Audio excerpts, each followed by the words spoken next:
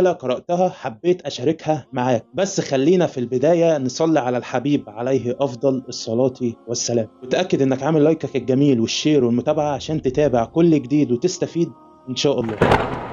بتقولك الرسالة: هذا النموذج متكرر كتير، ذنب بتشوفه انك من السهل انك تتخلص منه، لكن القلب بيتعامل مع الذنب ده انه صعب جدا انك تتخلص منه. بمثال بسيط، انك بتشوف واحد مدخن وبيكون بيقرأ قرآن، او واحد مدخن وتلاقيه محافظ على صلواته الخمسة، او مثلا واحدة مش لابسة لبس كويس وتلاقيها محافظة على انها تسمع قرآن كل يوم، وقت الصلاة تلاقيها لابسة الإسدال ولابسة الحجاب ومغطية شعرها واقفة بتصلي. فده مش تناقض أو نفاق.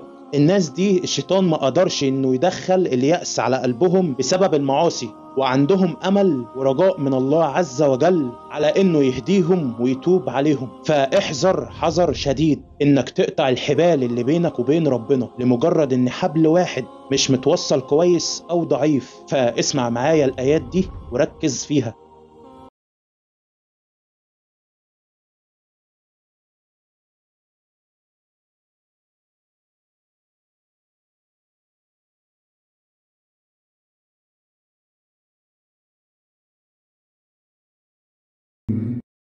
وآخرون اعترفوا بذنوبهم خلطوا عملا صالحا وآخر سيئا عسى الله أن يتوب عليهم إن الله غفور رحيم.